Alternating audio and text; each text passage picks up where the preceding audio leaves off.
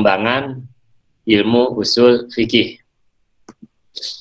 Maaf nih saya lagi pilek ya, agak sedikit ini agak mendengung, suaranya kurang ini. Kalau dilihat daripada sejarah perkembangan usul fikih atau kaidah fikih, itu bermula daripada abad pertama atau abad Hijriyah, abad pertama Hijriyah, yaitu pada masa Rasulullah dan para sahabat. Itu nggak ada yang namanya usul fikih. Kenapa? Karena sumber hukumnya masih ada, masih hidup, yaitu Rasulullah. Dengan apa yang dia sampaikan, semuanya adalah sesuai dengan wahyu dari Allah. Sebagaimana dalam Al-Quran, wa ma yantiqu anil hawa in huwa illa wahyu yuha. Tidaklah yang dia ucapkan itu melainkan wahyu dari Allah. Jadi Rasul itu adalah manusia yang paling sempurna, manusia yang maksum, terjaga. Oleh karena itu dia adalah sebagai sumber hukum. Ya, selain daripada Al-Quran, di situ juga ada hadis. Sedangkan semua yang dilakukan oleh Rasulullah, semua yang dilakukan oleh Rasulullah, semua yang ditetapkan oleh Rasulullah itu bersumber daripada wahyu ilahi. Yaitu ada yang berbentuk Quran, sedangkan ada yang berbentuk hadis atau sunnah. Nah, di situ dikarenakan sumber ilmunya masih ada, segala sesuatu ditanya kepada pokoknya, pada sumbernya, di situ ilmu fikih atau ilmu-ilmu usul fikih nggak ada, belum ada. Nah, setelah itu, setelah Rasulullah wafat, di situ ada fase yang kedua, yaitu yang disebut dengan pada masa tabi'in.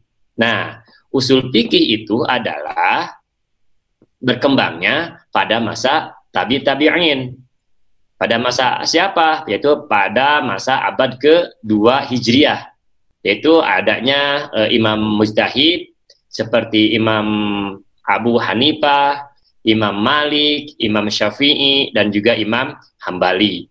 Nah, kemudian pada masa sebelum Imam Syafi'i, karena kalau dilihat dari sejarah hidup, itu adalah yang pertama ada itu adalah Imam Malik yang ada di kota Madinah. Dia termasuk ahlul hadis.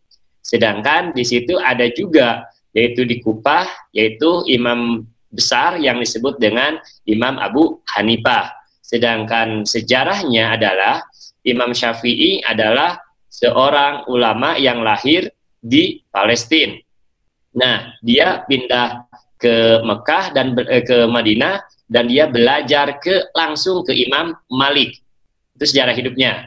Kemudian Imam Syafi'i belajar ke muridnya Imam Abu Hanifah. Berarti Imam Abu Hanifah itu lebih awal daripada Imam Syafi'i. Karena Imam Syafi'i pun tidak bertatap muka langsung dengan Imam Abu Hanifah, melainkan dia belajar kepada muridnya Imam Abu Hanifah.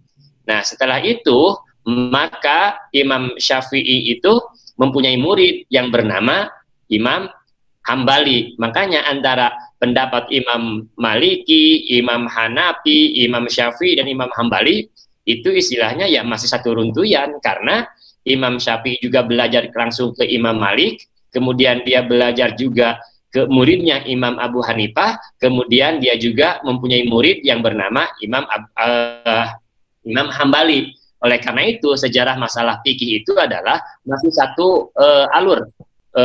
Satu alur itu adalah susunan dari silsilah keilmuannya. Nah, pada masa sebelum Imam Syafi'i, yaitu yang terkenal dengan Imam Abu Hanifah dan Imam Malik. Nah, Imam Syafi'i dia adalah membandingkan atau mengkomparasikan antara pendapat Imam Malik dengan pendapat Imam Hanafi, maka dia membuat berijtihad, maka dia mengeluarkan pendapat yaitu yang disebut dengan kaul qadim atau kaul jadid. Nah, daripada masa itu Imam Syafi'i membuat suatu buku, yaitu buku usul fikih yang terkenal dan sampai kepada kita, ya itu yang disebut dengan kitabnya Ar-Risalah. Nah, itu adalah suatu buku tentang ilmu usul fikih hasil daripada pemikiran, penelitian daripada Imam Syafi'i. Dan Imam Syafi'i dia adalah belajarnya ke muridnya Imam Abu Hanifah, kemudian sebelumnya adalah belajar ke Imam Syafi'i, dan dia meninggalnya di Mesir, dan hasil dari perjalanannya itu dia itu mengemukakan dua pendapat yang disebut dengan kaul qadim yang ada di Kufah, dan kemudian dia mengeluarkan pendapat lagi yaitu disebut dengan kaul jadid yang ada di Mesir. Kemudian hasil karya Imam Syafi'i itu yang terkenal sampai sekarang dan dipakai oleh semua ulama, karena hasil karya yang fundamental itulah yang digunakan oleh ahli-ahli usul fikih, kitabnya yaitu yang bernama Ar-Risalah. Nah, dari Ar-Risalah ini terus berkembang. Nah, setelah Imam Syafi'i dan Imam Abu Hanifah, masa yang selanjutnya yaitu adalah masa penyempurnaan usul fikih.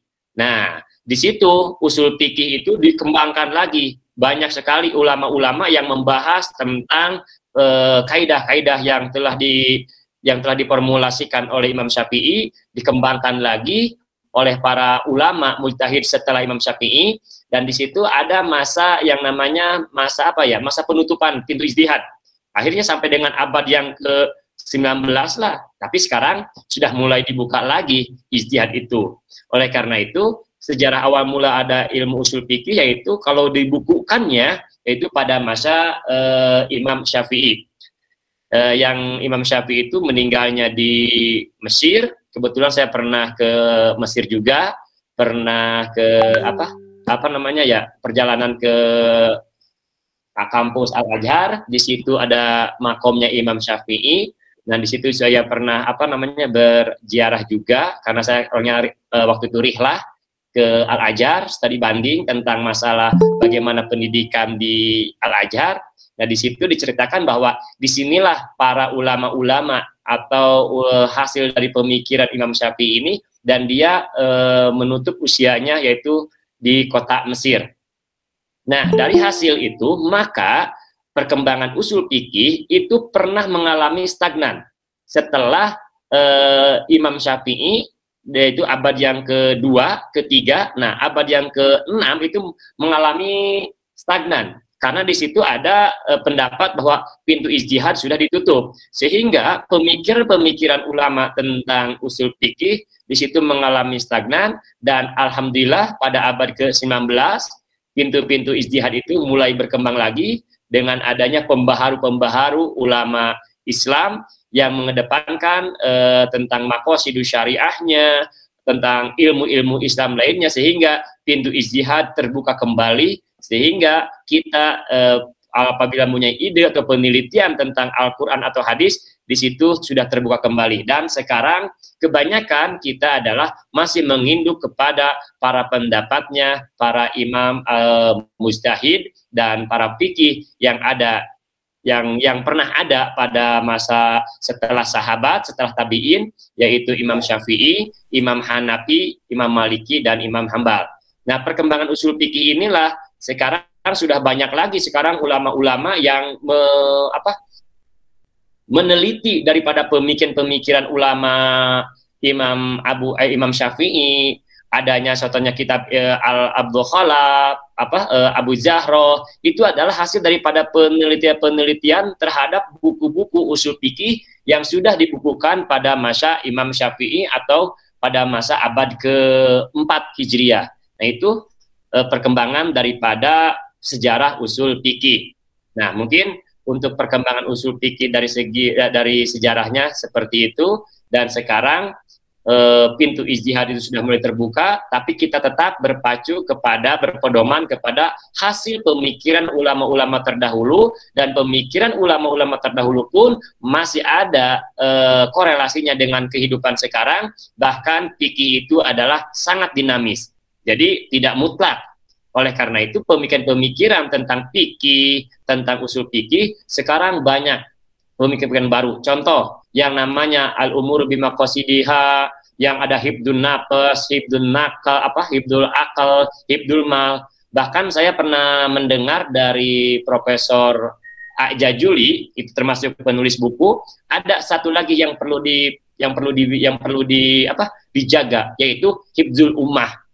Kalau yang selama ini kan kita tahunya ada 5, yaitu ada hifdul nafas, ada hifdul mal, ada hifdul akal, ada hifdul nasab, dan satu lagi hifdul apa? Yang 5 itu. Dan setelah itu ada lagi pemikiran daripada Profesor A'jajuli almarhum al-Maghfur. Dia mengemukakan satu tambahan lagi yang disebut ada satu yang belum tercover, yaitu hifdzul ummah. Nah, di situ pemikiran daripada Profesor A'jajuli itu, dan itu merupakan kumpulan daripada kemaslahatan, karena semuanya itu adalah harus bertitik dasar kepada jalbul masalih wa daf'ul mafasid. Oleh karena itu, Prof. Jajuli itu mengemukakan satu pendapat, ada satu hifdun yang perlu dijaga oleh kita bersama, yaitu hifdul ummah. Oleh karena itu sekarang makanya ada pemikiran umat adalah umat itu yang harus dijaga, kepentingan umat yang harus diutamakan daripada kepentingan pribadi. Itu hanya pemikiran-pemikiran Profesor A'jajuli mengemukakan bahwa pendapat dia itu adalah salah satu dari pemikiran-pemikiran setelah mengkaji ulama-ulama usul dan ulama-ulama fikih tentang masalah kajian keislaman. Nah, itu mungkin sekilas tentang sejarah perkembangan daripada usul fikih dan kaidah fikih. Kalau diskemakan atau dibagankan, itu ada yang namanya 5 fase. Yang pertama yaitu fasenya fase pertumbuhan, yaitu pada masa fase Rasulullah, yaitu pada tahun Rasulullah itu lahir itu 610 ya, 610 Masehi. Dan kemudian ada juga fase yang kedua, yaitu fase perkembangan, yaitu abad ke-1 atau pada abad sahabat. Kemudian ada fase formulasi. Nah, pada fase formulasi atau fase sistematisasi usul fikih, yaitu pada abad ke-2 Hijriah. Nah, setelah Imam Syafi'i membuat buku usul fikihnya dengan judul Ar-Risalah, nah di situ ada fase kemunduran atau fase stagnan. Abad itu mungkin sampai dengan abad ke-19 nggak ada lagi yang nama pintu ijtihad dibuka. Ijtihad itu semuanya ditutup. Akhirnya orang-orang yang pada waktu itu dia hanya mengikuti pendapat para ulama-ulama yang salafiyah yang terdahulu. Sehingga karena punya pemikiran pintu ijtihad ditutup, nah makanya orang-orang Islam dalam pemikirannya mengalami fase kemunduran yang disebut dengan stagnasi. Nah, itu sampai abad ke-19. Nah, setelah itu maka akhir abad ke-19 sampai sekarang, nah itu adalah disebut dengan abad kebangkitan. Maksudnya adalah abad kebangkitan di sini adalah bahwa kita sudah dibuka kembali untuk memikirkan atau menganalisa atau punya pintu ijtihad untuk mengembangkan dari apa-apa yang telah dicetuskan oleh para ulama yang terdahulu. Nah, sekarang itu adalah masa-masa kebangkitan daripada pemikiran-pemikiran orang Islam, sehingga sekarang metode usul fikih, kaidah fikih semakin berkembang. Nah, itu adalah mulai bangkitnya yaitu pada abad ke-19 sampai sekarang. Maaf, kurang ini deh. Nah, kemudian karena pada masa itu yang namanya pada masa abad 1 sampai abad 2 Hijriah itu masa perkembangan yang disebut dengan pada dinasti itu ada 2. Ada dinasti Umayyah, kemudian dilanjutkan dengan dinasti Abbasiyah, dan dinasti Abbasiyah juga itu berkembang juga dinasti Umayyah yang ada di Spanyol. Nah, di situ pada masa dinasti Abbasiyah itulah para intelektual Islam yang ada di Hijaz, di Mekah, Madinah, Irak, Kufah atau di Syria itu sangat berantusias untuk mengembangkan ilmu. Bahkan orang-orang Islam yang berkecimpung dalam dunia ilmu, dia mengambil beberapa ilmu dari Yunani, karena kontribusi daripada Islam itu adalah dapat kontribusi dari pemikiran-pemikiran orang Yunani. Nah, sehingga orang Barat pada waktu itu yang disebut dengan masa kegelapan itu belum maju. Yang pada waktu itu yang terkenal dengan perpustakaan yang ada di Baghdad itu, yang pada masa Harun ar-Rasyid. Nah, di situ banyak sekali gerakan-gerakan ijtihad yang sangat pesat.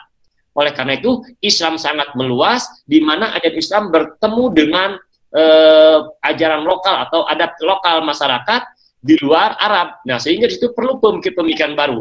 Nah, setelah karena Islam semakin berkembang, meluas tidak hanya di tanah Arab, maka muncullah imam-imam mazhab fikih dengan karya-karya besarnya, seperti yang tadi Bapak sampaikan, seperti Abu Hanifah menyusun kitab fikih apa ya, fikih kabir ya, fikih al-akbar, kemudian Imam Malik yang dengan kitabnya kitab al-Muwatta, kemudian ya al-Muwatta itu adalah kitab hadis dengan sistematika fikih itu.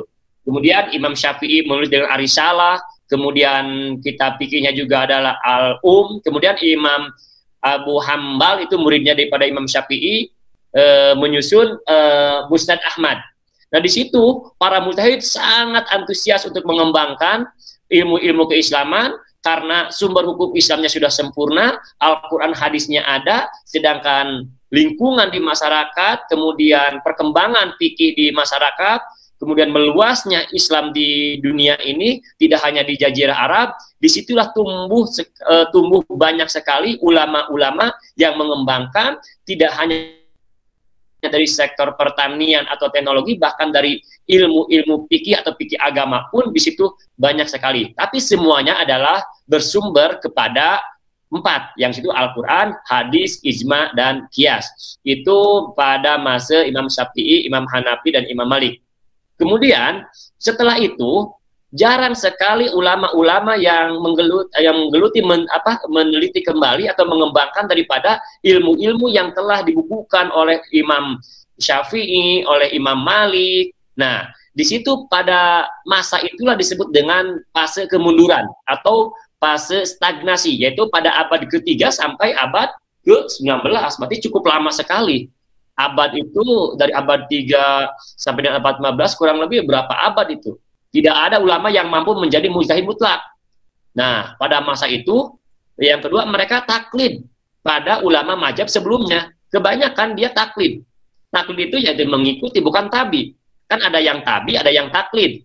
Kalau taklid mengikuti tanpa dasar, taklid mengikuti tanpa kita mengetahui dasar hukumnya, kan gitu. Kalau sekarang kan sudah ada yang namanya tabi itu ya kita mengikuti, tapi dengan didasari kita tahu inilah sumbernya, inilah hukumnya, inilah dalil Al-Qur'annya. Nah, itu adalah tabi. Nah, pada masa kemunduran inilah yang disebut dengan fase stagnan atau stagnasi.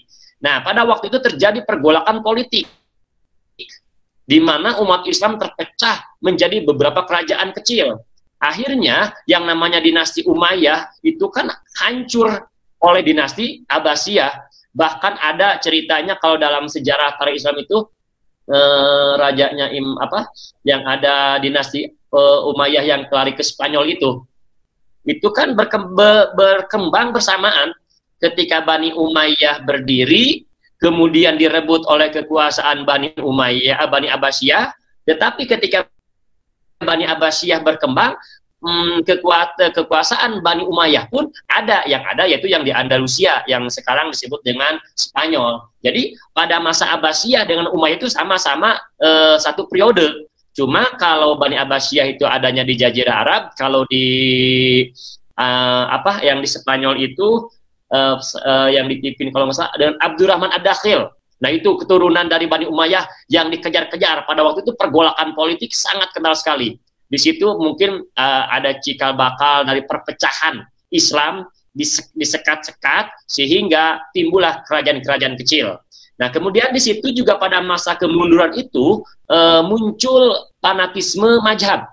Maksudnya apa? Di mana usaha para ulama hanya memperkuat dasar-dasar dan pendapat mazhab yang dia ikuti atau mazhab yang sebelumnya. Nah, dianggapnya karya-karya ulama terdahulu dianggap sudah sempurna sehingga kita tidak perlu untuk mengkaji lagi, cukup hanya mungkin bisa mensyarahkan atau mukhtasar, sehingga apa yang dia lakukan dia selalu menginduk kepada mazhab-mazhab yang terdahulunya.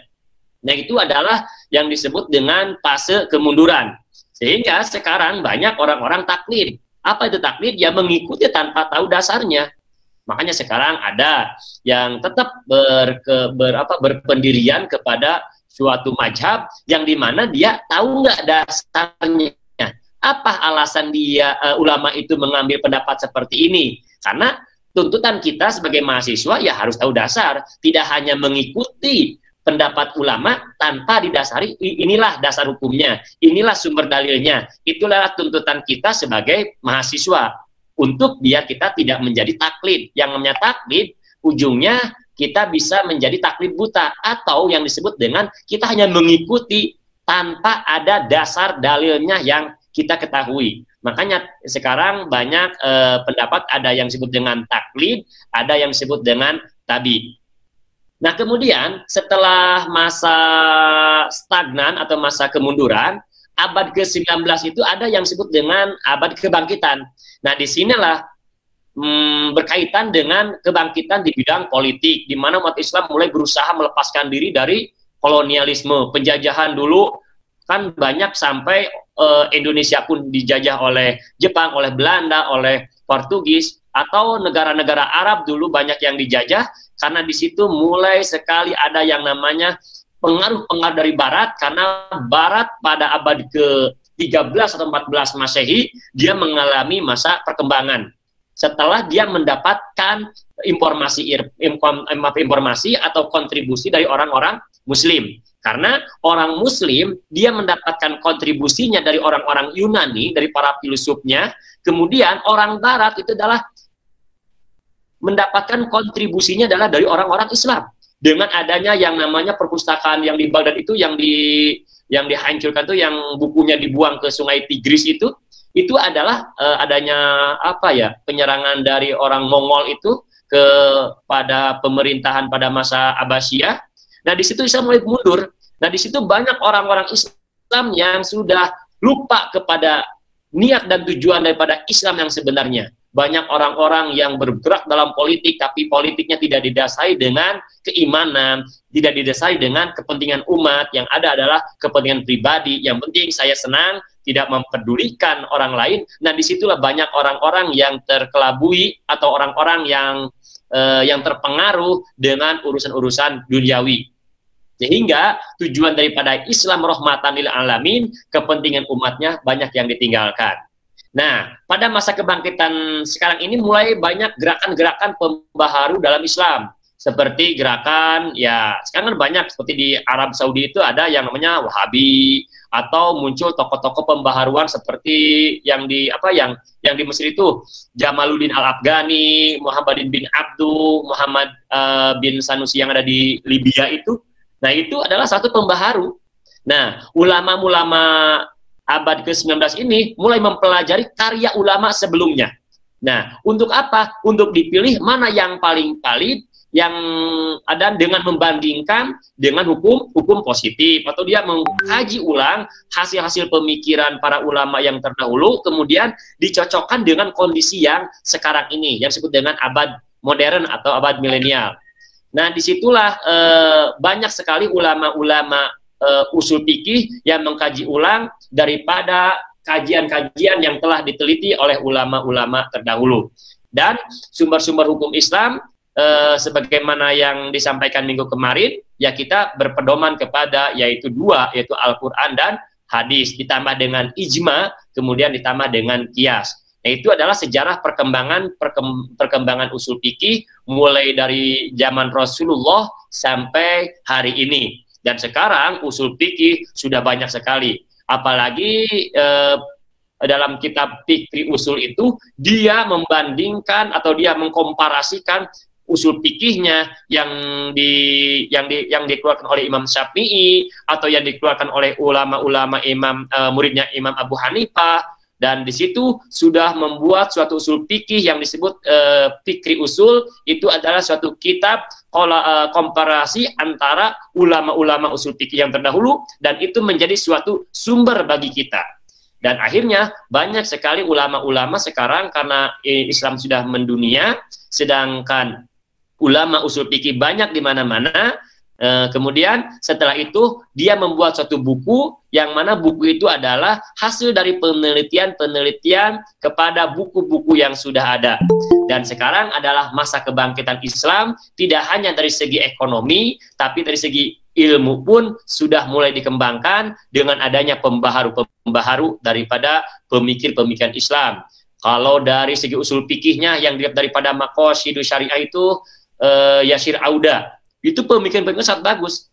Apalagi sekarang kalau di Mesir itu ada yang namanya Yusuf Qaradawi. Ada kalau dari segi hukum ekonominya atau pikir secara komparasinya adalah seperti Wahbah Juhaili. Dan itu banyak sekali. Tapi untuk pada intinya ilmu usul fikih tetap bersumber kepada yang 5 dasar asasi itu, yaitu al-umuru bimaqasidiha, itu salah satunya daripada dasar-dasar dan itu sumber-sumber kaidah asasiyah, dan itu masih sampai sekarang masih dipergunakan oleh ulama-ulama modern sekarang ini. Dan mudah-mudahan mahasiswa sekarang atau mahasiswa semua rekan-rekan semua bisa menjadi mahasiswa yang paham tentang usul fikih dan bisa melahirkan, tidak hanya bisa membaca, tapi dia bisa meneliti atau menghasilkan suatu teori baru, bahkan suatu konsep baru tentang ilmu-ilmu usul fikih, yang mana ilmu usul fikih adalah sumber metode, salah satu metode untuk mengkaji hukum yang disesuaikan dengan kondisi sekarang ini, karena fikih adalah bersifat dinamis, yang tetapi metodenya itu perlu ada penelitian-penelitian lebih lanjut, sehingga umat Islam akan terjawab semua pertanyaannya. Karena setiap hari, setiap minggu, kejadian-kejadian yang ada di Indonesia khususnya selalu berubah-ubah, dan itu adalah tuntutan bagi mahasiswa hukum ekonomi syariah terutama. Sekarang kan banyak nih sekarang contohnya LKS yang mana di situ semua bersumber kepada kaidah-kaidah fikih, tapi dia tidak bisa, belum bisa, atau dia tidak mempelajari ilmu usul fikihnya. Dia hanya mempelajari fikihnya tanpa didasari kepada sumber atau metode untuk mengkaji hukum fikih. Itu salah satunya, yaitu adalah usul fikih, salah satu metode untuk melahirkan suatu hukum dalam fikih tersebut. Nah, itu materinya, karena dikirain Bapak semua udah siap menyampaikan materi, karena tugasnya adalah untuk membagi, itu adalah sekilas tentang sejarah usul fikih dan kaidah fikih, mulai dari masa Rasulullah sampai sekarang dengan abad kebangkitan daripada Islam sendiri. Terima kasih. Mungkin ada yang berkomentar atau ada yang memberikan pendapat yang lain tentang sejarah perkembangan usul fikih dan kaidah fikih. Silahkan. Silahkan yang lainnya ini. Itu pas di periode ini, ya. Pas di periode ketika pintu ijtihad tertutup, kaum muslimin ini ya maksudnya dalam keadaan jumud dia. Ya. Jadi tidak berkembang gitu mengenai ilmu Islamnya. Atau bagaimana? Ini masa-masa jumud itu maksudnya adalah masyarakat pada waktu itu dia selalu mengikuti apa yang disampaikan oleh gurunya. Iya. Nah, sedangkan pintu ijtihad ada yang menyatakan sudah tertutup. Akhirnya masyarakat itu cukup, kalau kata ulamanya A, kata ulamanya B. Jadi tanpa dipelajari kembali. Kenapa ulama itu melahirkan pendapat A? Nah, masa-masa itu yang dianggapnya karena pintu ijtihad sudah ditutup, akhirnya dia mengikuti apa yang telah disampaikan oleh para ulama sebelumnya. Nah, itu disebut dengan masa-masa, mungkin kalau di sini pasanya fase kemunduran lah gitu. Iya, seperti itu. Silakan, ada yang mau komentar atau menambahkan?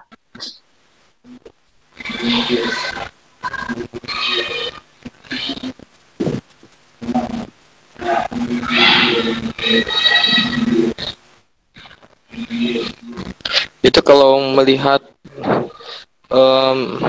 Nabi dalam, kan Nabi itu kan dipandu oleh wahyu, Ustaz. Iya. Tapi kadang pula juga beliau beristihad ya Pak, ya Ustaz. Ya, istihad. Enggak disebutkan dia beristihad. Oh, kalau istihad ya, itu, ya maksudnya Nabi pernah beristihad gitu. Iya, cuma namanya bukan berijtihad kalau Nabi, karena dia adalah gitu. Karena dia kan pembuat hukum. Iya, kalau itu ya semuanya juga berijtihad, cuma kalau sumbernya masih ada, nah itu iya, aja. banyak membedakan. Kalau kita berijtihad karena kita apa yang kita sampaikan kita yang tidak ada yang membimbing. Kalau Rasulullah jelas dibimbing, kan dia maksum, terjaga. Atau yang disebut dengan dia sumber hukum lah. Dia menjelaskan tentang Al-Quran, karena hadis itu adalah salah satunya adalah memperkuat, mentaukidkan apa yang ada dalam Al-Quran, kemudian menjelaskan, tabayun al-bayin itu menjelaskan apa-apa yang ada dalam Al-Quran, bahkan menetapkan hukum yang tidak terkandung di dalam Al-Quran. Itu kan satu fungsi hadis terhadap Al-Quran. Itu sebagai bayan tafsir, sebagai bayan taukid, atau sebagai bayan tasyri'. Nah itu kan fungsi hadis terhadap Al-Quran. Oleh karena itu Rasulullah bukan berijtihad karena dia adalah sumber. Kalau sumber ya bukan berijtihad, karena Rasulullah itu adalah dipandu oleh wahyu, sebagaimana firman Allah, wa ma yantiqu anil hawa in huwa illa wahyu yuha. Apa yang disampaikan oleh Rasulullah semuanya dipandu oleh Allah dengan wahyunya, gitu. Kalau mengenai pendapat Nabi yang ditegur oleh Allah, Ustaz, itu pendapat Nabi yang salah itu tidak dimasukkan ke ijtihad Nabi ya. Seperti yang mengharamkan madu, ya ayuhan nabiyyu lima tuharimu ma ahallallahu lak, yang mengharamkan madu padahal kan madu halal gitu oleh Allah Subhanahu wa taala. Yang ya seperti itu. Jadi pendapat salah Nabi tersebut tidak disebut sebagai ijtihad ya. Ya. Begini ya, ini pendapat Bapak ya, pendapat saya nih.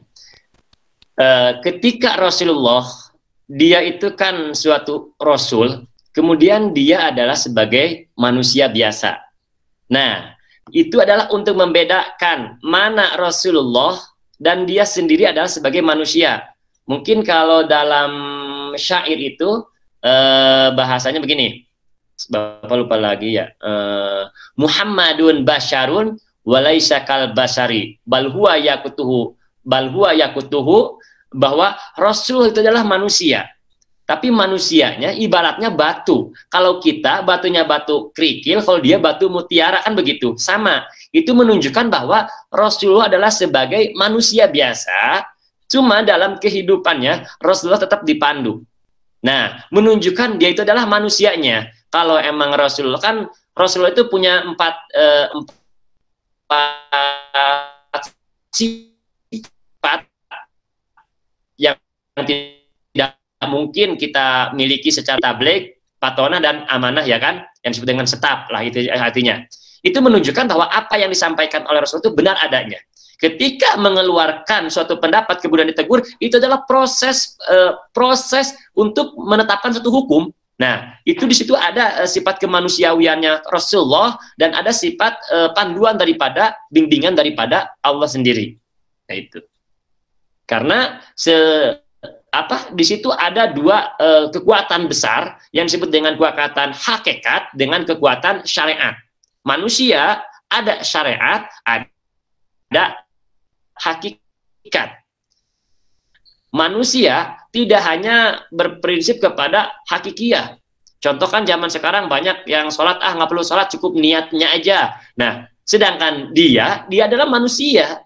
Nah, kemudian kalau manusia berarti ada yang namanya hakikiyah, ada hakikat, ada syariat. Oleh karena itu, Rasulullah menggabungkan antara hakikat dengan syariat. Oleh karena itu, ketika Rasulullah menetapkan apakah dia itu salah, bukan salah, itu adalah proses untuk menunjukkan dia adalah manusia biasanya, gitu.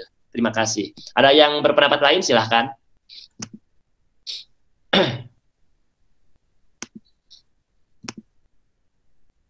Silakan, ada yang berpendapat lain tentang masalah usul fikih atau perkembangannya, atau Bapak mungkin kurang lengkap. Soalnya Bapak tadi lihat di sini ya materinya untuk minggu depan, karena banyak yang materi untuk minggu depan itu mana ya? Oh, ini. Kita mulai minggu depan ngebahas tentang hukum syara, yaitu ta'rif ahkam, hukum taklifi, hukum wad'i, hukum kemudian hakim, mahkum bih, dan mahkum alaih. Itu bisa dilihat dari dipelajari dulu bukunya karangan Abdul Khalaq atau Abu Jahroh. Di situ ada lengkap insya Allah. Karangan penulisnya Pak Prof Ain dengan Prof Ajajuli. Itu salah satu buku sumbernya. Dan itu tidak berbahasa Arab tapi berbahasa Indonesia. Silakan bagi yang belum baca, cari atau di googling juga tentang masalah pembagian hukum syara, mulai dari ta'rif ahkam, kemudian hukum taklifi, hukum wad'i, hakim, mahkum bih, dan mahkum alaih. Silakan ada yang mau berkomentar. Silakan yang kepada siapa ini? Muhammad Hadra, Pak Iz Ramadan, Ilham Gutawa, nih Pak Kosmanya nih, Pak Anwar Maranaro, Riki Firdaus. Silakan ada yang mau berkomentar tentang sejarah perkembangan usul fikih. Silakan. Saya Pak mau nanya nih Pak. Boleh. Kenapa setiap contoh aja Pak. Setiap manhaj itu usul fikihnya beda gitu, beda pandangan gitu. Jadi misalnya kayak kita belajar sekarang gitu. Iya. Misalnya di antara kita ada yang beda pandangan gitu. Itu gimana ke depannya Pak? Contohnya misalnya dari buku Bapak gitu, misalnya nggak berpendapat dengan mahasiswa A gitu dan mahasiswa B gitu misalnya. Itu gimana tuh Pak? Maksudnya gimana? Coba kurang ini. Masalah pendapat bedanya dalam hal apanya dulu? Masalah usul fikih ini. Kan iya. Ya saya yakin sih kayaknya nggak semuanya bersependapat, atau contohlah kita bulatkan misalnya semanhaj gitu misalnya Pak ya, misalnya nggak semanhaj gitu satu kelas ini misalnya. Jadi misalnya kita kayak mempelajari dari misalnya dari buku Bapak, dari yang Bapak bilang tadi itu, dari ustadz atau profesor apanya yang itu Pak, itu gimana tuh Pak ya? Oh itu sebagai sumber aja, sebagai pembanding, sebagai bahan referen aja, dan kita tidak menyatakan bahwa dia salah atau benar atau salah, atau benar, itu sebagai pembanding. Karena kalau mahasiswa itu tidak menjustifikasi seseorang, itu bedanya. Dan saya tidak mendoktrin. Justru saya ini inginnya semua mahasiswa punya pendapat yang berbeda-beda. Itu salah satu tujuan daripada diskusi itu adalah menggabungkan atau kita mengetahui pendapat ulama-ulama yang berbeda. Nah, di situ bukan berarti menjustifikasi bahwa dia yang paling benar. Justru dengan adanya para berbeda pendapat atau beda manhaj, itu menjadi suatu bahan atau tambah keilmuan bagi kita, sebagai referen bagi kita. Bahkan kita tidak langsung menyalahkan atau membenarkan, tapi semuanya adalah membolehkan. Contoh, pendapat ulama A begini, contoh pendapat B ini. Itulah salah satu daripada kita mempelajari usul fikih atau fikih yang mana semuanya adalah bersumber kepada Al-Quran dan hadis. Tetapi ketika dia berbeda pendapat, mungkin dia berbeda pendapat dengan dasar yang jelas. Kenapa Imam Syafi'i ada kaul qadim, ada kaul jadid? Contoh. Kenapa Imam Abu Hanifah kok berbeda pendapat? Nah, kita lihat dari beberapa aspek. Perbedaan pendapat itu adalah sebagai hajanah keilmuan bagi kita. Oleh karena itu yang saya harapkan salah satunya adalah saya tidak pernah mendoktrin kepada semua rekan-rekan yang ada, tapi kita membuka peluang untuk saling berbagi keilmuan. Kadangkala kita mendapatkan ilmu, saya juga dari mahasiswa, saya juga mendapatkan ilmu dari rekan-rekan, tapi dengan catatan kita semuanya adalah berdasar, semuanya berdalil. Ketika mahasiswa yang beda pendapat, ini loh dasarnya, oh inilah dalilnya, itu menjadi hazanah keilmuan bagi kita semua. Nah, oleh karena itu yang saya harapkan salah satunya adalah bagaimana diskusi ini kita bisa berkembang dengan beberapa sumber referen dan kita bisa mengkomparasikan beberapa pendapat. Wabil khusus untuk pelajaran usul fikih atau kaidah fikih, kita tidak hanya berpatokan kepada satu sumber. Dengan membanyak-banyak baca buku atau membanyak baca referen, itu menunjukkan bahwa keluasan kedewasaan kita dalam pemahaman suatu ilmu akan semakin luas. Jadi kita tidak bisa menyalahkan si A dan kita tidak bisa menyalahkan B, karena apalagi kita sudah tahu, oh kenapa dia begitu, oh inilah dalilnya. Oh kenapa dia begini, oh inilah dalilnya. Nah itulah tuntutan kita agar kita lebih dewasa, lebih moderat lah kalau bahasa sekarang, tidak menyalahkan karena semuanya berbeda metode. Mohon maaf, dalam masalah pemikiran beda mazhab. Kebanyakan ada yang menggunakan mazhab Syafi'iyah, ada yang menggunakan mazhab Imam Hanafiyah. Dari segi ekonomi, itu Bapak lebih condong kepada pemikirannya kepada Imam Hanafi. Kenapa? Dilihat dari sejarahnya, karena Imam Hanafi adalah seorang pedagang. Beda dengan Imam Syafi'i. Kalau Imam Syafi'i itu adalah seorang petualang ilmu. Dia bukan seorang pedagang. Kalau Imam Hanafi itu adalah dia seorang pedagang. Jadi ketika dia berijtihad, mengeluarkan suatu pendapat, mengistimbat suatu hukum, karena dia latar belakangnya beda-beda, tapi tujuannya yang kalau dia dari maqasidus syariahnya tetap sama. Dan itu adalah masalah furu'iyah. Beda pendapat, beda pemahaman terhadap apa-apa yang dia baca, apa-apa yang dia pahami dari sumber yang sama. Ya kan? Contoh dalam masalah fikih aja, itu kan menunjukkan saking luasnya hajanah keislaman. Contoh ayat lamastumun nisa, pendapat ini begini, pendapat ulama ini begini, kan beda-beda. Itu adalah kita menjadi suatu tantangan bagi kita. Kenapa dia berpendapat A, oh dasarnya ini. Kenapa dia berpendapat B, oh inilah dasarnya. Akhirnya kita selaku mahasiswa, kita selaku umat Islam tidak langsung mengkat bahwa dia salah, karena dia juga melakukan seperti itu ada dasar dalil hukumnya.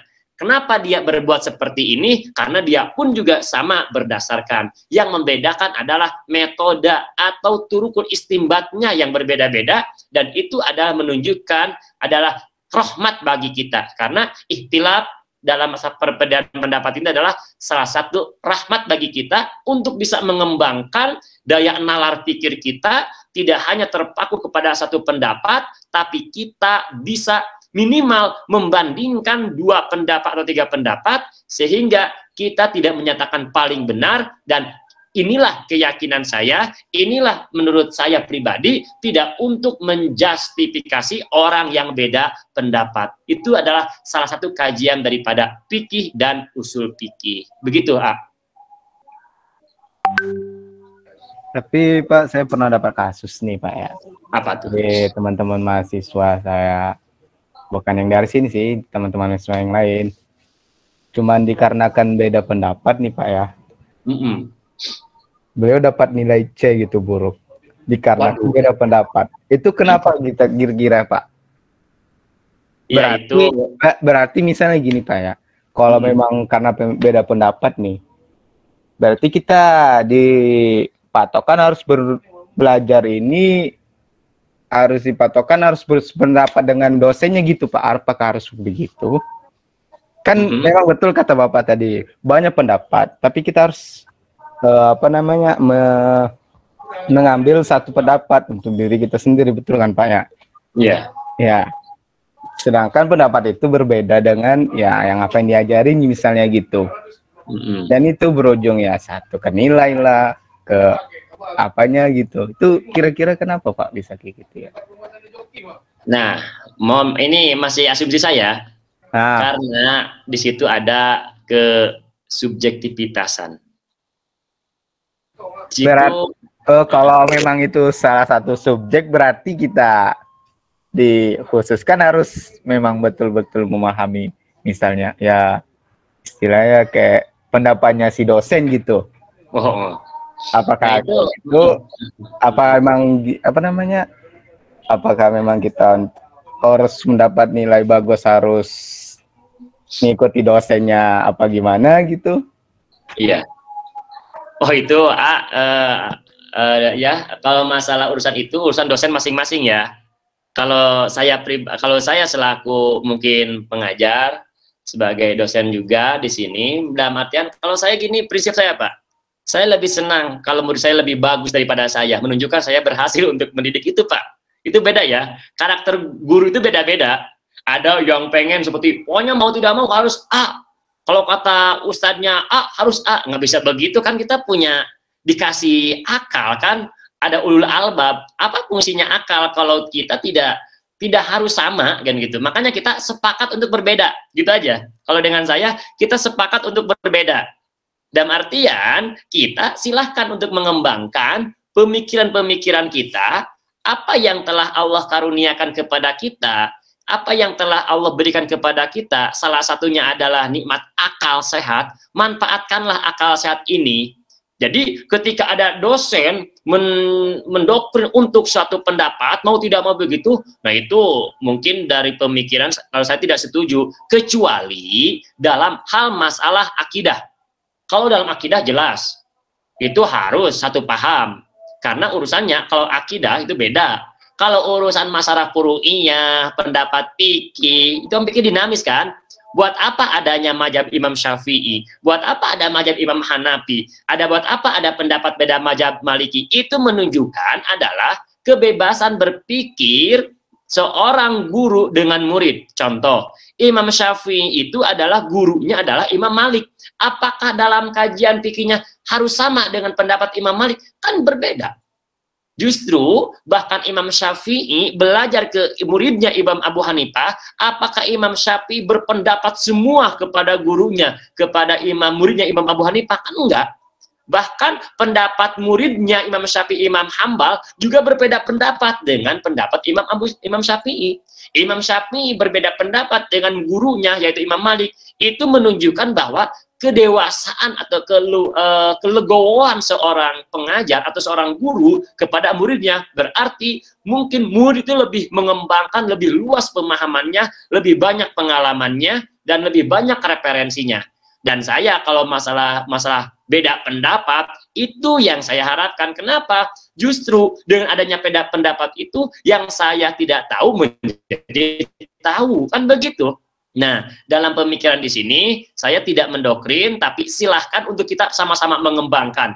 Beda pendapat, kita sepakat untuk berbeda, dalam artian dalam masalah furu'iyah, dalam masalah fikih. Kalau dalam masalah akidah, itu ujungnya ke nafsi-nafsi. Contoh, kalau Tuhannya masih Allah, nabinya masih Muhammad, itu kan masih ya, rukun imannya masih 6, rukun Islamnya ada 5, ihsannya itu 1, berarti 1. Kalau sudah berbeda tentang akidah, itu beda lagi urusannya, apa dengan keyakinan.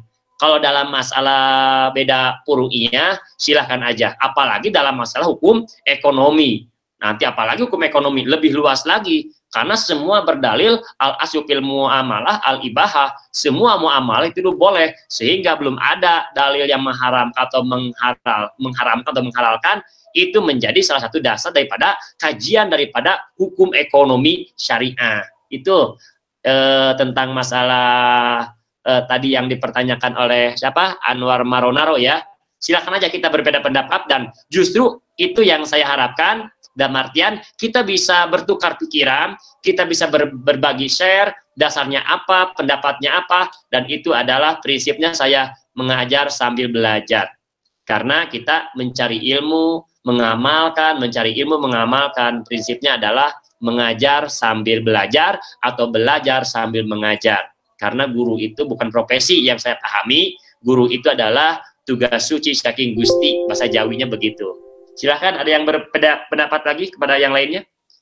Atau sholat sudah waktu zuhur, silahkan kalau yang mau ke masjid atau ke musola, kalau waktunya sudah waktu zuhur, silahkan untuk melaksanakan sholat zuhur dulu. Kebetulan saya juga ini udah, Tuhan sudah memanggil, sudah adzan. Untuk sementara kita dijeda dulu, tapi jangan ditutup ya Google Meet-nya. Silahkan untuk yang lainnya untuk istirahat dulu atau breaking isoma dulu sampai dengan waktu sholat zuhur habis, mungkin 15 menit atau 10 menit. Mohon maaf ya, saya mau ke masjid dulu. Sementara ditutup. Siap. Oke. Lah. Kaidah fikih muamalah, kalau ada bukunya silahkan. Ini apa ya, saya punya bukunya juga ini. kaidah fikih muamalah dari apa ini, dari Yai N. Antasari Banjarmasin. Kenapa saya selalu menggunakan buku-buku IAIN? Ya karena dulu saya belajarnya di IAIN ya, belum UIN.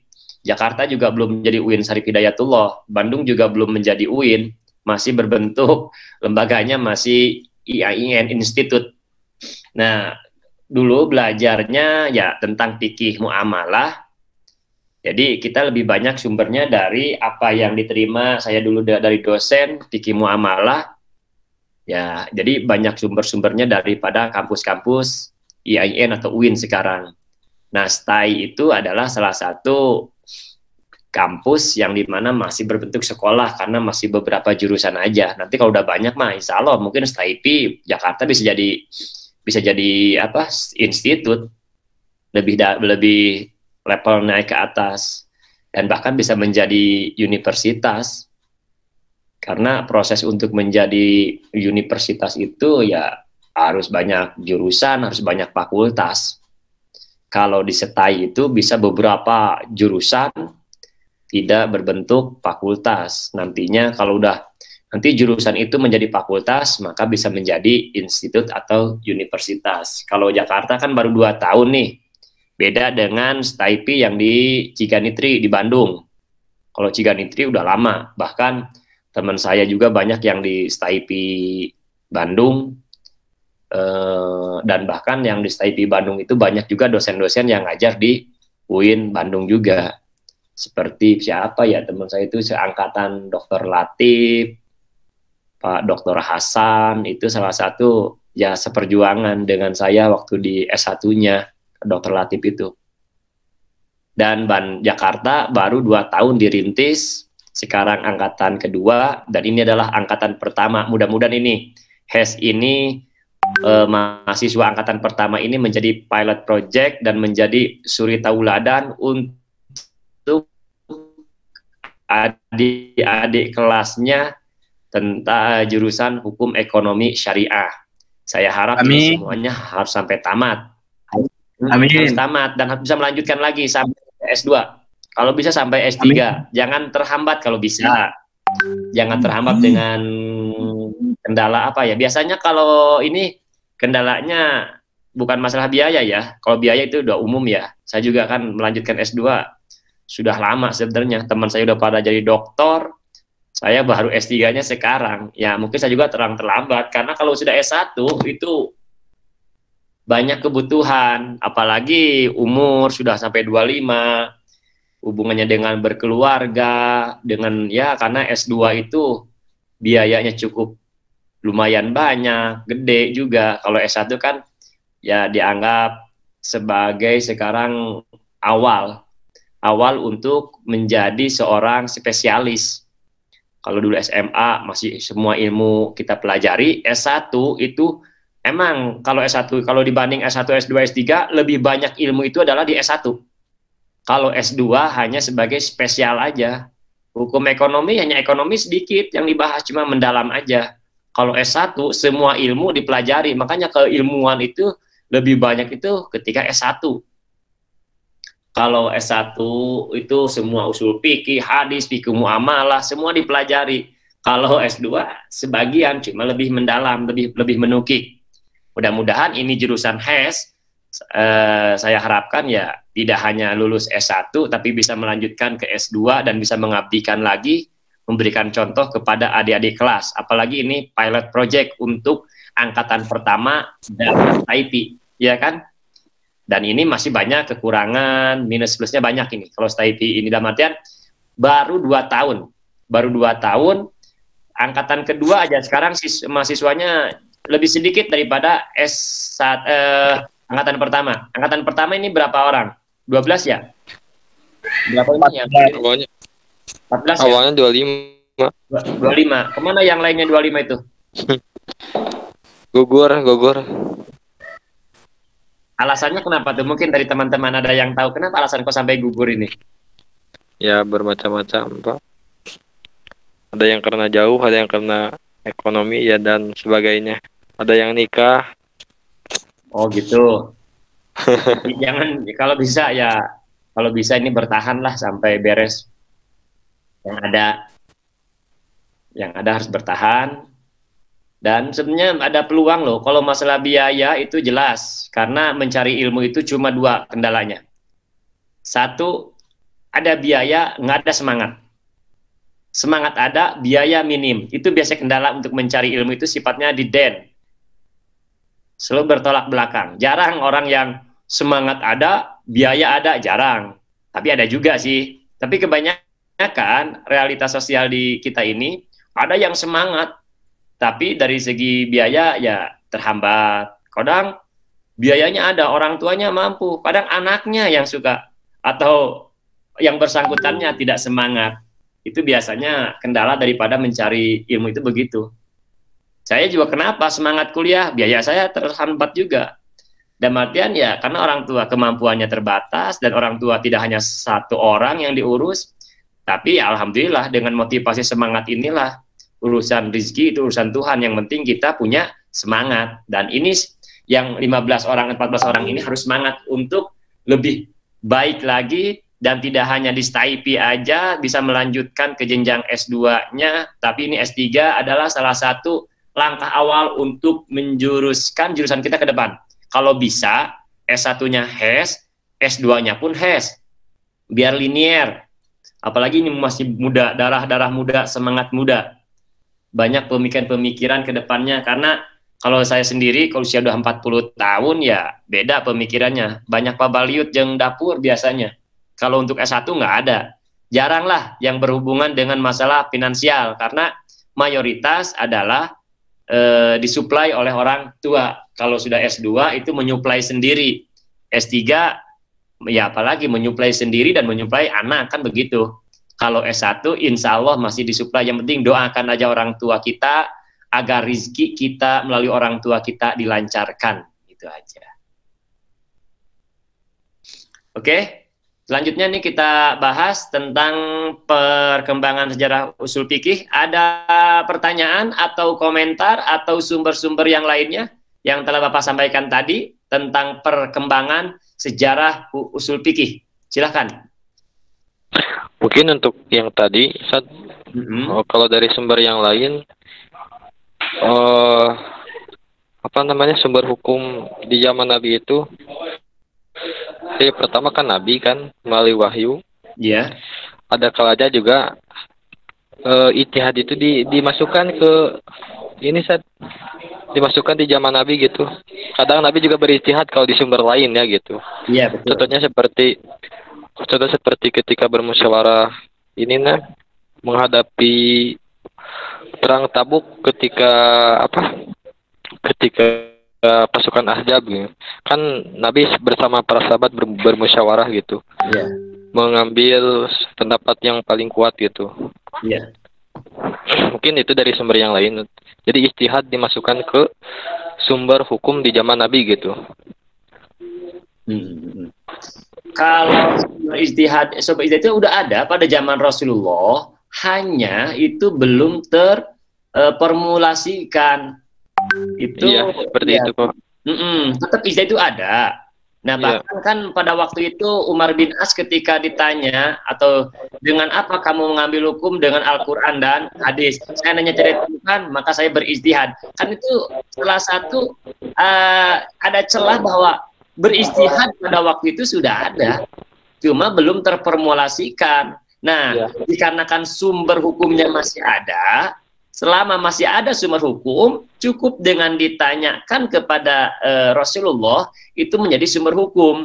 Nah, yang menjadi ijtihad sekarang menjadi booming itu kan setelah berjalan itu setelah Rasulullah wafat, setelah sahabat sudah wafat, kemudian pada masa tabi'in, permasalahan semakin berkembang, kemana kita harus mencari ketetapan hukum? Nah, disitulah para ulama, orang-orang pada masa itu berpikir, menganalisa bagaimana ini agar pertanyaan-pertanyaan atau kejadian-kejadian yang ada pada waktu itu yang belum terjadi yang tidak pernah terjadi pada masa sahabat atau pada masa Rasulullah, disitulah perlu ketetapan hukum.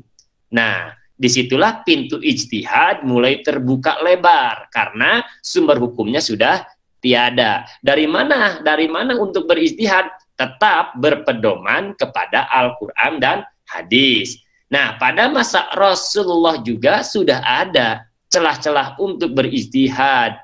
Cuma pada waktu itu karena sumber aslinya atau sumbernya, masdarnya masih ada, pelaku penentu pembuat hukumnya masih ada, di situ ijtihad itu cukup dengan bertanya, minta kepastian hukum pada Rasulullah.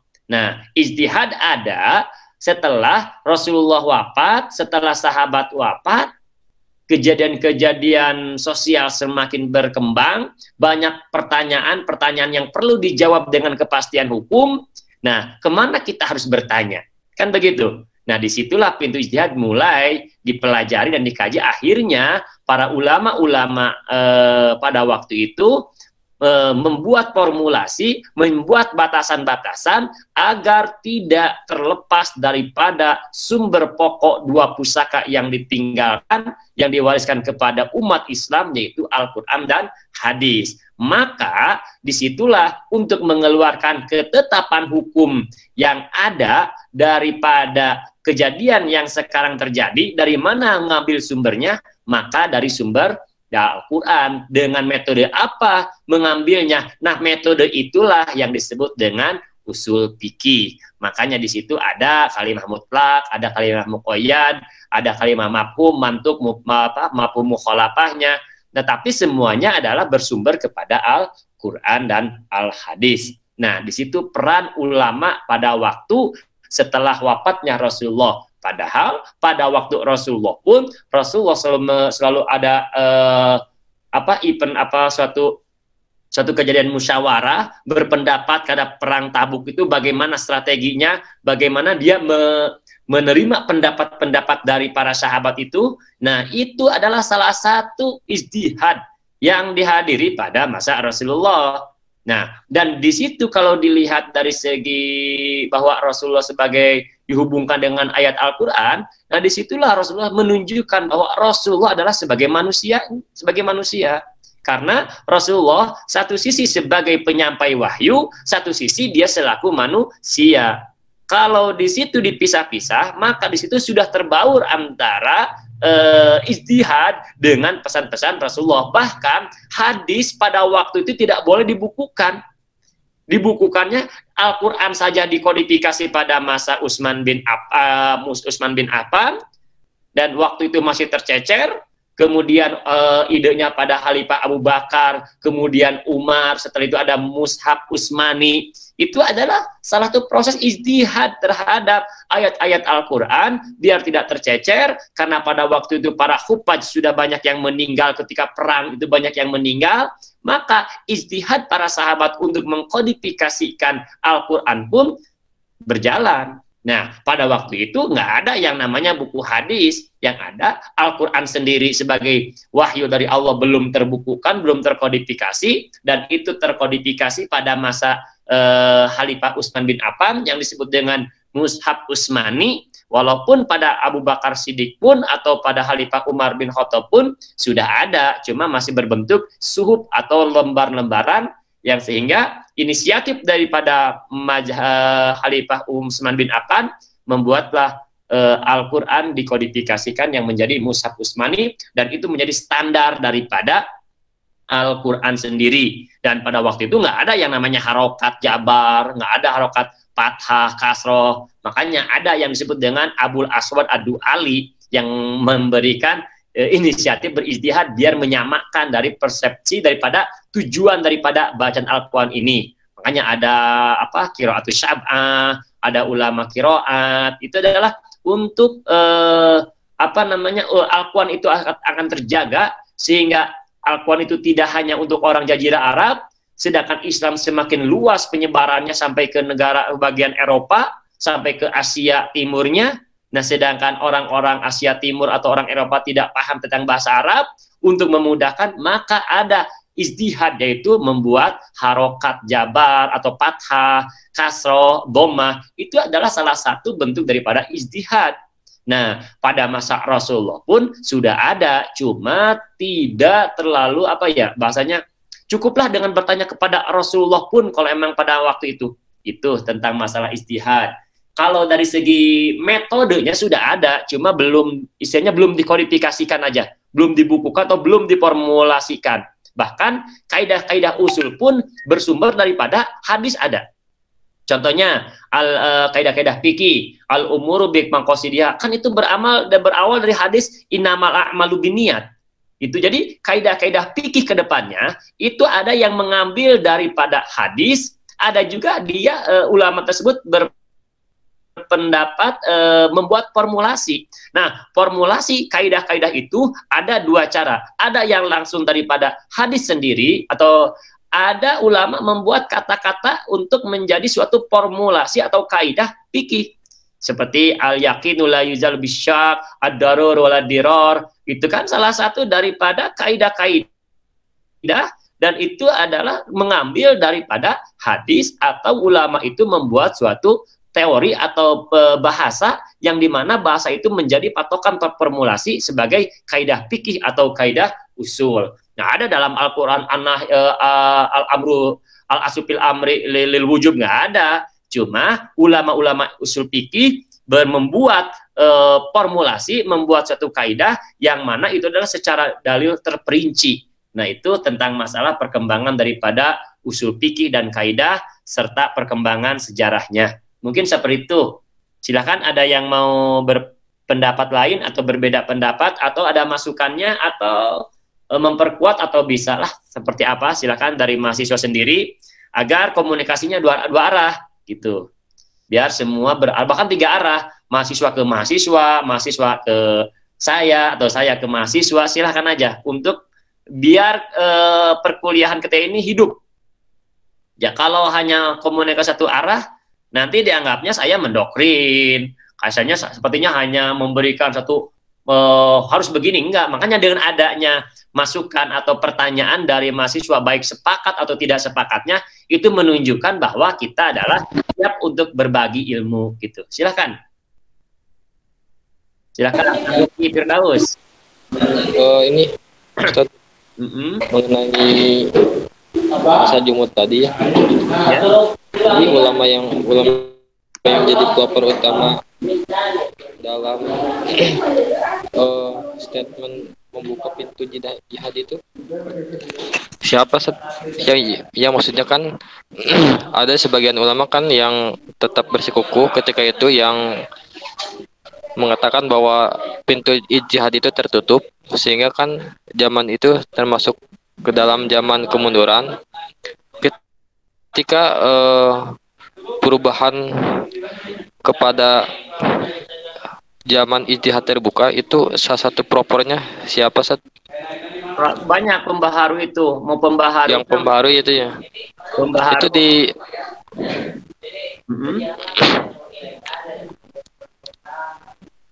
itu di abad-abad sekarang ya, Sat ya? Ya, abad-abad 19. Iya.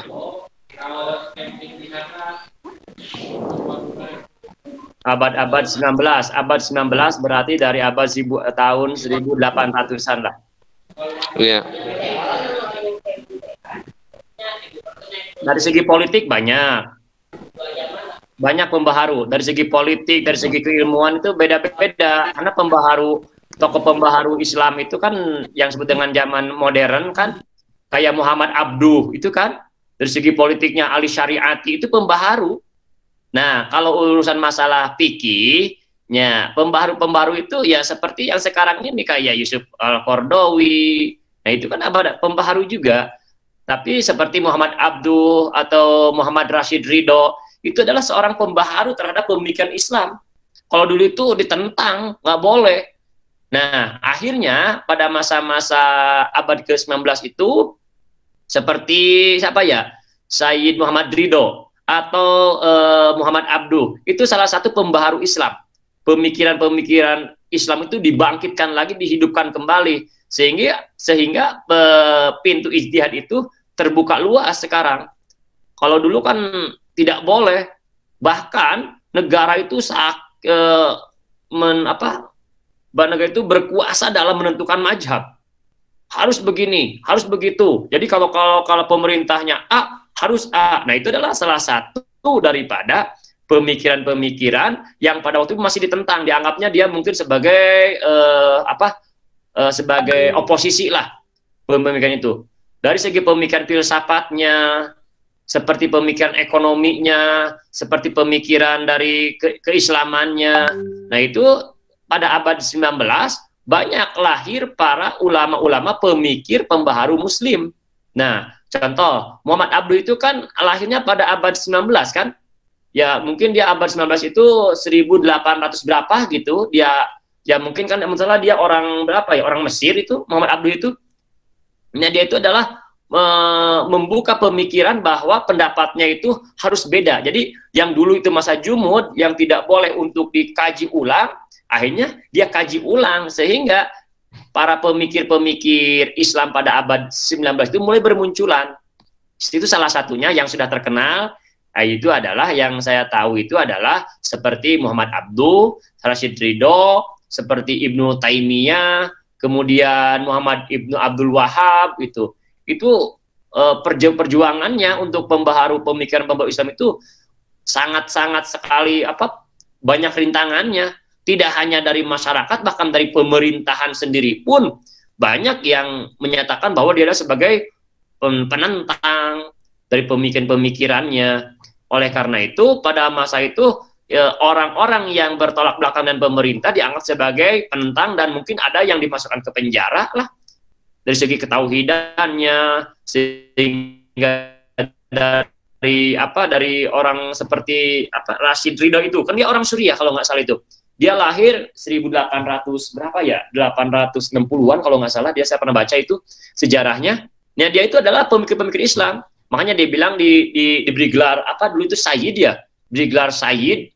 Nah, ketika diberi gelar Sayyid karena dia pemikirannya cukup brilian. Nah, itu terjadi pada abad ke-19. Makanya pintu ijtihad pada abad 19 sudah mulai terbuka kembali. Kalau dulu masa jumud ya nggak boleh. Kalau dalam satu negara, satu kekuasaan negara bermadzhab, contoh mazhab A, harus semuanya bermadzhab H. Contoh aja Saudi Arabia, kan pendirinya itu 2 orang. Yang pertama adalah seorang politikus, yaitu Raja Syu'ud. Kemudian dia dari segi keilmuannya itu Abdul Wahab. Makanya Saudi Arabia itu adalah didirikan oleh 2 orang. Yang pertama adalah dari segi kenegaraannya, politikusnya adalah Raja Syu'ud, itu raja pertama. Dari segi pemikirannya atau keagamaannya yaitu Wahab. Makanya ada bilang Wahabi itu kan, aliran Wahabi itu kan yang bersumber daripada di Mekah. Nah, itu negara Saudi Arabia, makanya disebut Saudi Arabia itu raja pertamanya adalah Raja Syu'ud, dan dia adalah pendiri daripada Saudi Arabia. Nah, itu pemikir-pemikiran orang-orang seperti itu ya sekarang kan semakin banyak pemikir-pemikir yang kontemporer sekarang. Bahkan yang banyak orang-orang berbeda pendapat, cuma sayangnya ada kekurangan dan kelebihannya. Dengan keterbukaan ilmu pintu ijtihad, ada suatu kekhawatiran. Ketika seseorang berijtihad kemudian diekspos, kadang-kala latar belakang pendidikan atau keilmuan dia itu yang menjadi khawatir, karena apalagi Al-Quran, sedangkan Al-Quran jangan ditafsirkan menurut logika saja. Karena orang-orang yang menafsirkan Al-Quran dengan logikanya dalam hadis kan silahkan untuk memesan bagian di neraka sebelah mana kan gitu. Makanya menafsirkan Al-Quran itu perlu dengan keilmuan yang sangat luas. Tidak hanya dari segi bahasanya, tapi mungkin dari segi maknawiyahnya. Kalau emang dia mau memahami Al-Quran, jangan hanya dia terjemahan Kemenagnya aja, tapi dia harus paham ilmu tafsirnya, ilmu tafsir, ilmu bahasanya. Nah, yang menjadi khawatir itu ketika orang berijtihad. Nah, berijtihad itu dia dasar untuk berijtihad itu, makanya pada masa itu persyaratan untuk berijtihad sangat-sangat berat. Satu, dia harus dari segi mantek. ilmu tafsir, ilmu hadis. Tidak hanya apal hadis, tapi dia memahami ilmu hadis. Tidak hanya memahami tafsir, tapi dia bisa memahami ilmu tafsir. Mungkin dari segi bahasanya, kalau zaman sekarang, kalau dulu ada bilagoh ya, ada pan ma'ani, pan bade, pan munajoroh. Kalau pesantren begitu. Nah, itu adalah dasar-dasar keilmuan agar orang tersebut benar-benar ketika mengeluarkan istimbatul hukminya, dia menguasai dengan sempurna. Mungkin dianggap sempurna, ya enggak lah. Mungkin dia mumpuni untuk mengistimbatkan hukum itu. Nah, dikhawatirkan kalau pintu ijtihadnya dibuka secara lebar, orang-orang yang hanya baru tahu satu hadis, dua hadis, dia langsung bisa berijtihad. Nah, itu kekhawatirannya sebenarnya. Ada nilai plusnya, ada nilai minnya. Kalau plusnya, ya kita bisa bereksplorasi lah dalam pemikiran kita ini. Tapi kalau dari minusnya, khawatir ketika orang berijtihad, dia hanya mengandalkan logikanya saja. Sedangkan Islam itu tidak hanya menggunakan logika, tapi di situ ada hakikat, ada syariat, ada makrifat lah istilahnya begitu. Tidak hanya ilmu logika saja yang diutamakan, tapi banyak ilmu untuk menjadi persyarat mengistimbatul hukmi. Makanya ada sekarang MUI. Nah, MUI itu adalah orang-orang yang mumpuni di dalam masalah bidang keagamaan.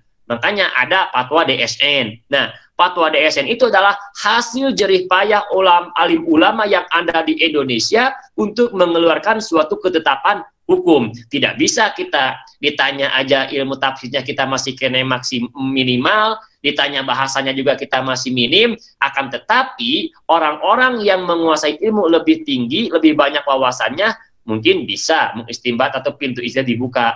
Itu adalah minus plusnya daripada pintu ijtihad terbuka kembali.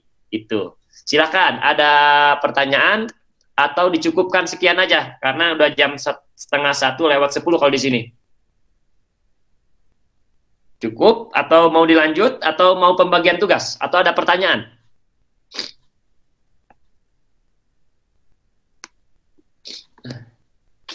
Silakan. Mungkin pembagian tugas sama kita aja ya, Ustaz. Oke, silakan. Minggu depan ya, siap-siap untuk hukum syara, kaidah asasiyah silahkan aja. Ini dibagi-bagi ya. Materi yang selanjutnya silahkan. Pilih yang mana. Katanya Bang Anwar sangat gak... Silahkan. Pak Ilham, silahkan Pak Ilham. Sangat gak kuat. Oke, karena saya jam 1 mau masuk lagi ke kelas semester 1 nih. Oh iya Pak. Ya. Sekian aja Pak. Mungkin kalau misal nanti ada pertanyaan bisa langsung diutarakan lewat chat aja ya Pak. Boleh. Yang penting buat dulu makalah lah, minimal 5 lembar, 7 lembar. Yang penting kita buat dulu, jangan menanyakan jalan keluar sebelum masuk ya. Prinsipnya masih begitu. Jangan bertanya jalan keluar sebelum masuk dulu baru mencari jalan keluar ya. Coba dulu aja bikin makalah. Urusan benar atau tidaknya nanti setelah kita sudah bekerja, sudah ada hasilnya baru dievaluasi kan gitu. Siap ya, semangat semua. Semangat siap Pak. Oke, mari kita tutup pengajian Thalabul Ilmi ini dengan bacaan Kifatul Majlis. Bismillahirrahmanirrahim. Subhanakallahumma astaghfiruka wa atubu ilaik. Walhamdulillahirabbil alamin. Assalamualaikum warahmatullahi wabarakatuh. Waalaikumsalam warahmatullahi wabarakatuh.